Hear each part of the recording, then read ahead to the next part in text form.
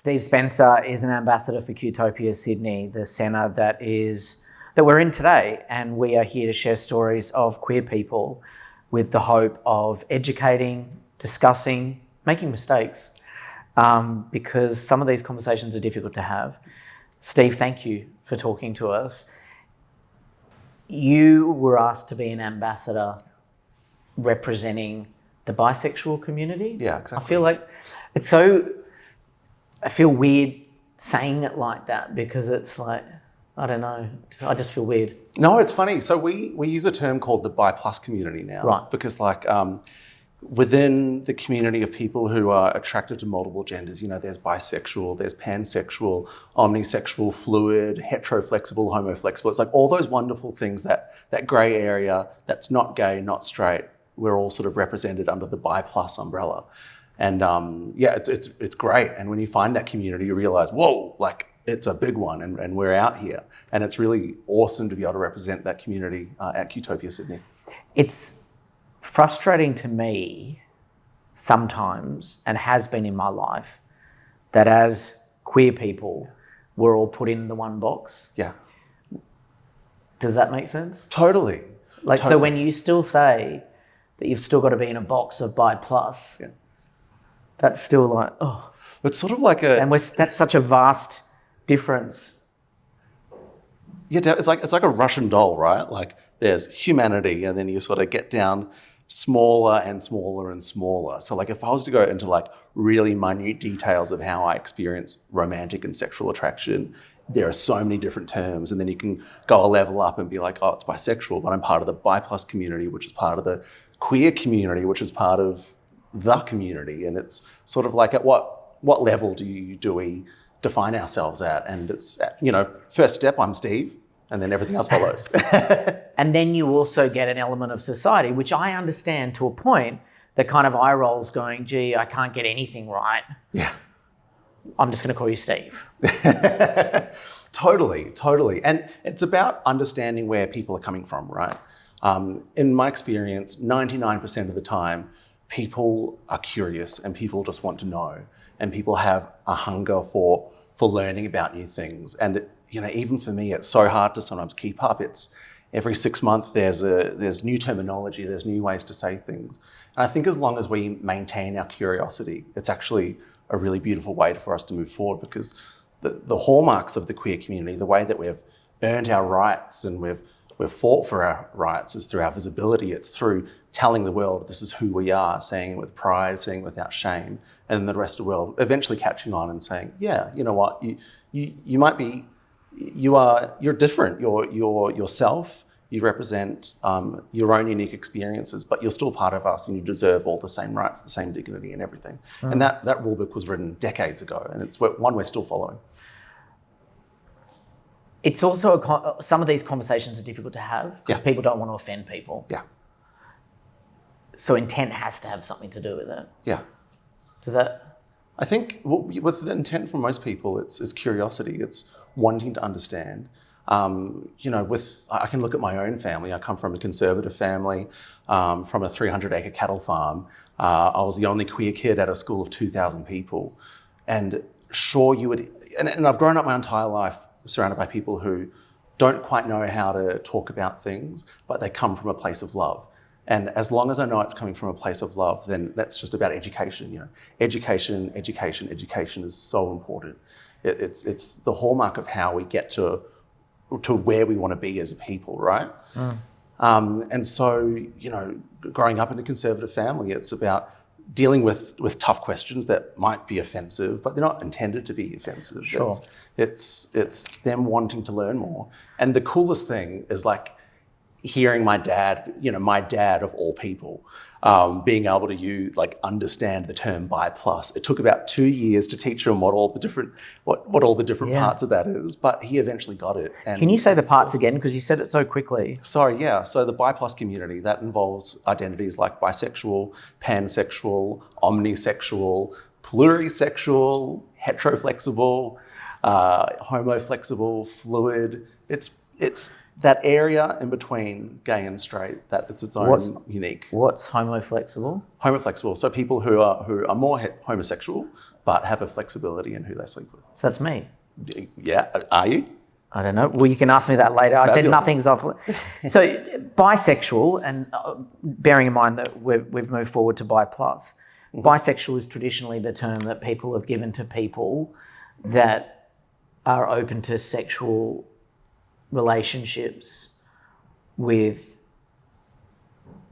any, not just someone that's opposite. Yeah, any gender. So I love discussing what bisexuality means, because a lot of people don't understand what it actually means, especially the bi part of bisexual really confuses people. So I'm bisexual, identify as bisexual or bi. And the bi and bisexual refers to two forms of sexuality, homo and hetero. So I'm attracted to people of my own gender, and I'm attracted to people of different genders. And that's inclusive of women, men, trans, cis, non-binary people. It's attraction to people regardless of their gender. Okay. Yeah. And why do you identify as, this is me trying to get my head around it. Yeah. No, good. Why would you identify as bisexual and not homo-flexible or hetero-flexible? For me, one day I might be more homo-flexible, and one day I identify as gay. Yeah. Gay male attracted. But I have been intimate with women, and I would never rule anything out in my life. Yeah, cool. Therefore, by the definition, I am homo-flexible. Yeah, totally. Or bisexual. Yeah. Yeah, definitely. And people can identify however they want. Like, I'm not here to go around sticking labels on people or telling people how to identify. But when we look at what makes up sexuality and just describing it, it's not even about labels. It's just simply describing people's behavior, people's attraction, people's identity. And it sounds pretty bisexual to me. But use whatever works for you. It's been a wee while. I'm out of practice. And that's why I identify as bisexual, is because it's a really accurate description of not only my behavior, but how I see myself, how I see the world. It's just the best thing that fits. And I've tried other labels. I've tried straight, I've tried gay, and none of them fit. And I was always in a closet my entire life until I admitted to myself and refused to be ashamed of my bisexuality. At what point was that? In my mid-20s. It took a while. It took a while. And how old are you now? I'm 32. I used to be 32. So you tried being exclusively homosexual and you tried being exclusively heterosexual. How did that feel? Well, no. I tried being straight and tried being gay. I was never heterosexual or homosexual. I was always bisexual. But it was the label that I smacked on myself. Okay, sorry. Yeah. So No, how did you feel when you put that label on yourself? The bi label? No, when you were... So earlier on. Yeah. When you weren't able to be your true self publicly or privately, I guess. Well, one of the coolest things when I realized I had same-sex attraction, and then I found the gay community, was I found a place of liberation. I found a place of excitement, and I found a community that cares for each other and supports each other, that is building something, that really cares for something and believes in things. And that was wonderful. I think it was such an incredible thing for me to encounter, especially at a young age. I realized I was same-sex attracted when I was about 13. And so from a young age, I was able to really embrace what my sexuality might look like.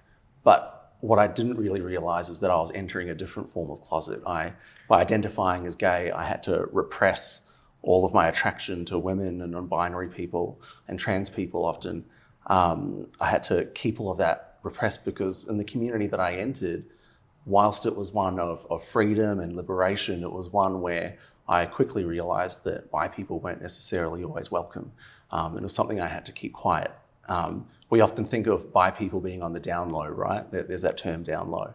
And that's often attributed to men who are usually in a heterosexual relationship and they're sleeping with men on the side. But I know so many gay men who have sex with women or have sex with non-binary people, and they have to keep it quiet because they don't feel like they can admit it to their friends, and At being out and proud, it means they come to me, they talk to me about it. And, one of my, something I wish I had in my life was when I was younger, was someone, especially when I was quite young in my teens, to be able to see someone who would be able to tell me it's okay to be bisexual, it's normal, it's wonderful, it's awesome, rather than the things that I heard around me, the jokes, the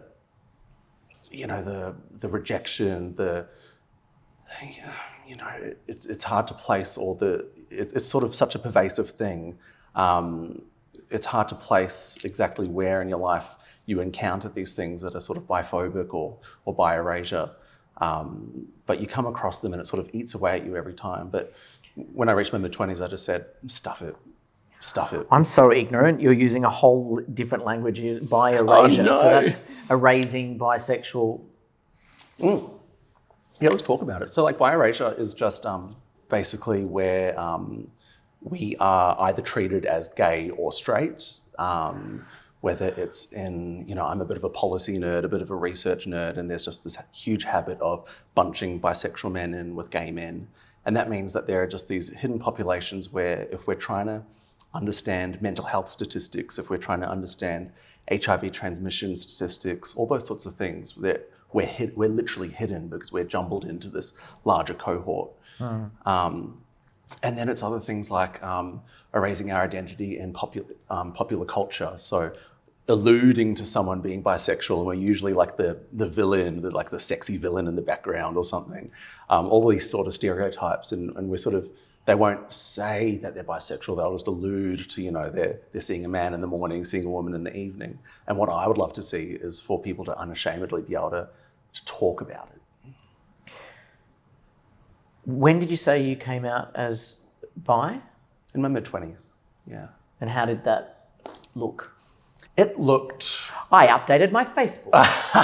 There was that... I put it on the Instagram. That was a little bit later. Look, I'd thought about it for a long time. I knew it wasn't going to be easy, but I knew it was what was best for me. It was... I'd gone through so much to get to the point of being able to tell my family and my friends what my sexuality, who I really was, and sort of reintroduce myself to the world. And it's actually sort of only on reflection that I see how impactful it was, how difficult my life was up to that point, the numbing myself, the hiding, the ways that when you're not able to spread your wings, it can really, really affect you. And so even though I knew I'd be mocked, I'd be made fun of, I'd have to put up with all the sorts of crap that bi people put up with daily, I wouldn't have had it any other way because I finally got to be myself. How did you numb yourself?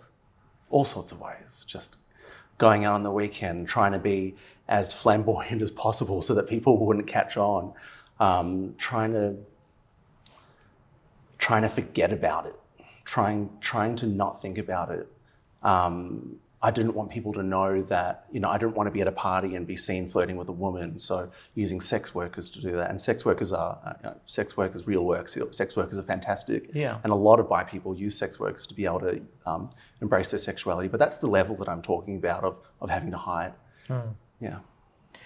So coming out, that was, for me coming out, I was 17 and I sat my mum down and my sister and I said, I'm gay. I burst into tears. I've been hiding this.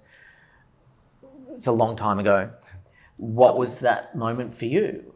Did you call family members? Did you? Yeah. Well, can I tell you one really cool thing, especially on the family topic? When I came out... No, you can't. No. Yes, you can. When I came out as bi to my family came out as bi back to me. Really? Yeah. Over the course of about 3 years, most of my immediate family said, and it took them a while, and they'd say it in the I don't want to use the B word way, but this is sort of what it is. So my father would allude to, his special friend back in the day, and then it's actually about sitting down and be like, how would you describe your sexuality? I'm straight. I've always been straight. I'm like, but what about all of this? And it's sort of like your response about being gay. It's like there's a little bit of extra flavor in there. And then my sister as well. It took her ages. I knew she was always actually the more conservative one of my family. My dad and I'm very much my father's son. So I actually wasn't surprised when he, revealed that to me. But with my sister especially, I was really surprised because she'd always been the conservative one. And then she started getting into Drag Race, and I'm like, you should come to a Drag Race viewing. And she's like, oh no, that's not my space. I don't want to take up that space. And then the next time I saw her, we had a hard talk about my work with the bi community, with everything I do in my advocacy. And that's when she told me finally, well, I've been bisexual my whole life. I've got a husband and everything, so I don't need to think about it too hard. But it's something we share in common. We're at Opera Bar. When I tell you, I stood up and screamed and ran around the table. You were at Opera Bar with my bisexual sister, and here I am screaming, running around. And I'd spent so much of my life feeling alone, and having all these people around me also feeling alone. And it just sort of took me to speak up for them to say like, yep, I'm over here too. The intent for this is not to offend anyone. But I kind of feel like many people, controversially, the majority of people would be bi plus in some way, shape or form. Now, let me say why I think this. Hit me. Dr. Alfred Kinsey. Now, the Kinsey scale is a doctor decades ago that came up with a scale of 1 to 6, and you're either 100% gay or 100% straight. But very few people are either that. Most people are somewhere in between. Yeah. That's my interpretation and understanding. Yeah.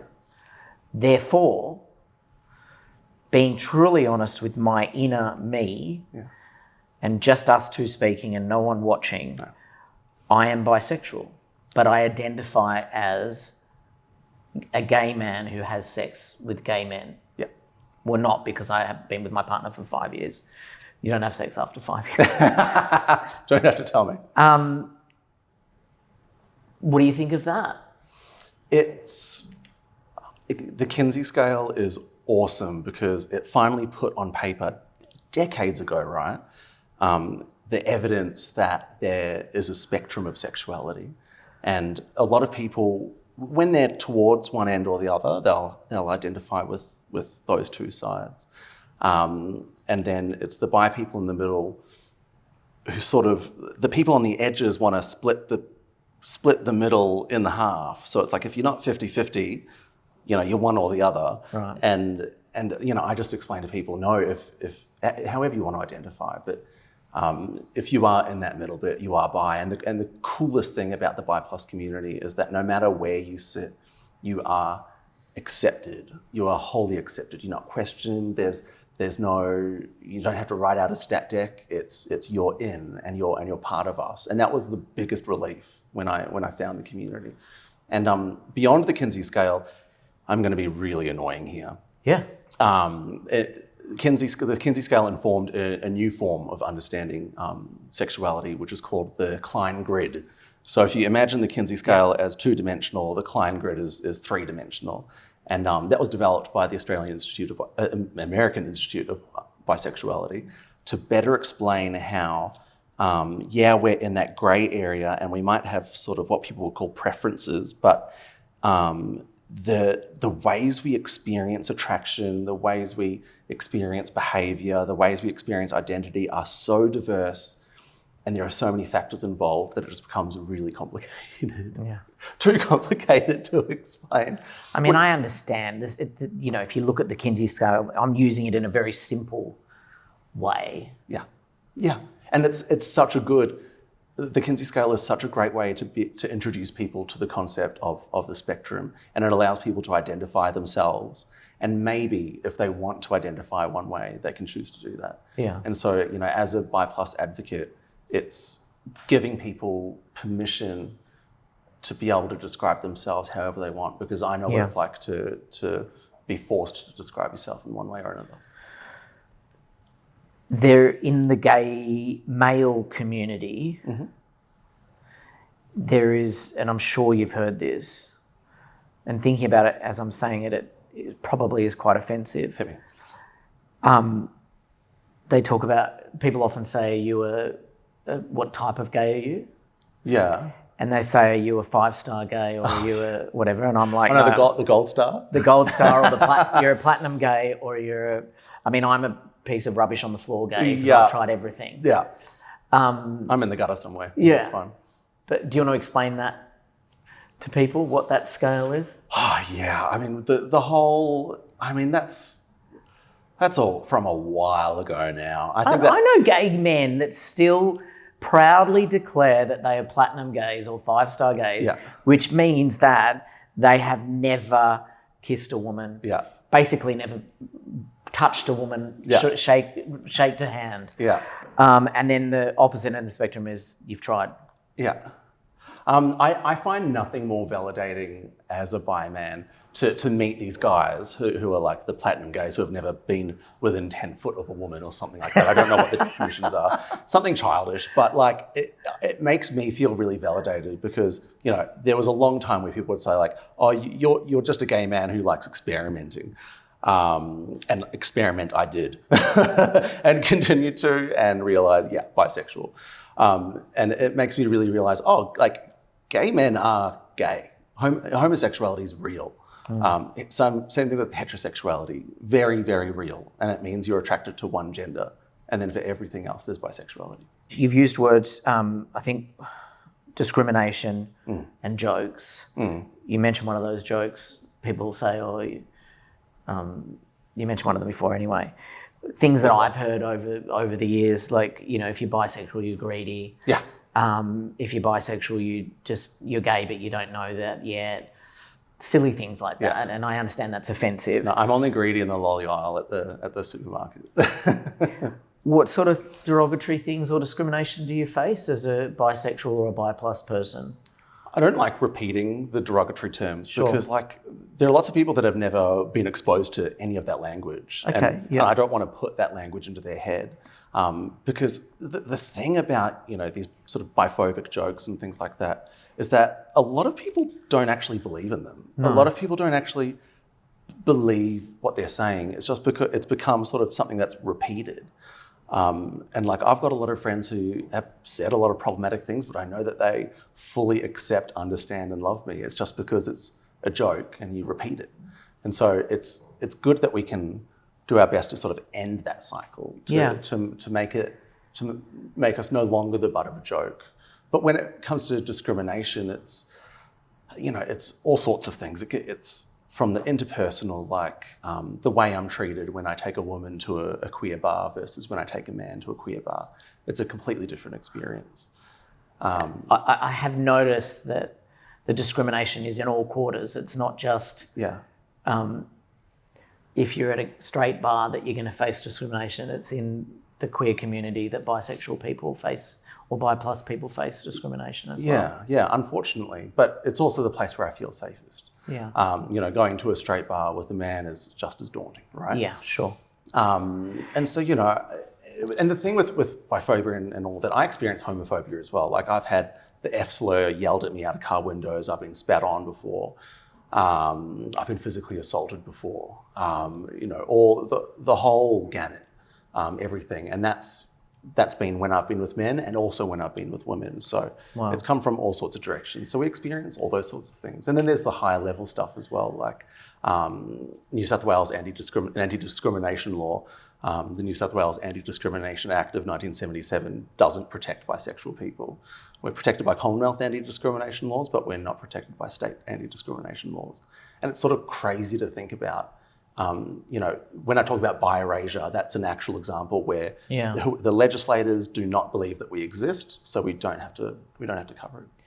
Can I ask your advice in terms of educating people about what sort of language, and we've spoken extensively about it, but what are sorts of things that are okay, because people are curious to ask someone that's bisexual. So is it okay to ask someone that is bi plus, do you prefer this, do you prefer that? Are you hetero flexible or homo flexible? What do you identify as? I don't know. What is appropriate language? In 2024. In 2024, and that'll probably change in 2028, and that's why change in 2030. It's fraught. Yeah, it is. Which is why I think asking those direct questions is fraught. Right. I think a better way to talk about it is talk to me about your sexuality. Tell me about your sexuality. Okay. I'd love to hear about your sexuality. That sort of stuff. Because I'm pretty loud and proud, I'm wearing my bi flag now, my little bi flag pin. People will ask me, what's that? What's the bi flag? And they'll be like, well, what does that mean? And I'll gladly then just tell them about it. And so it's about, because it's the same thing with coming out. We're sort of turning that term again to bring new language in. It's also about inviting in these days, right? You're inviting someone into your story. You're inviting someone into your life. You're inviting someone into something that's really intrinsic and important to you. And it's the same thing when we talk about our bisexuality. It's, I want to let you in on my story, and so let's just chat about it. But I try to be respectful with people with pronouns, for example. Yeah. Try to be in a world that you try to do the right thing. So I will say to someone now, whereas I wouldn't have maybe even 6 months ago or maybe a year ago, said, what pronouns would you prefer? Yeah. If I'm doing a story as a journalist on someone, I'll ask them what their pronouns are. Yeah. So I'm just thinking about the language in that sense. Yeah. But I mean, in terms of writing a story on someone, it's not appropriate to say, what is your sexuality? Yeah. But there's a different situation if you're sitting in a business situation or as if you're sitting with a friend of a friend. Yeah. But let's say you and I were sitting, we were having dinner with mates. So we pretend we've got dinner now? We got dinner sitting here. I ate all the dinner. Yeah, I got all the lollies from the supermarket because I'm greedy with lollies. You didn't share that. And I would just say, so what's your sexuality? Or what pronouns do you prefer? Or I don't know, like it feels weird to us, what's your sexuality? Why does it feel weird? I don't know, but maybe that's society. Interesting. You're making me think. Yeah, and I think as long as it's coming, we know, we've experienced the real bad stuff. I know when someone's trying to be mean.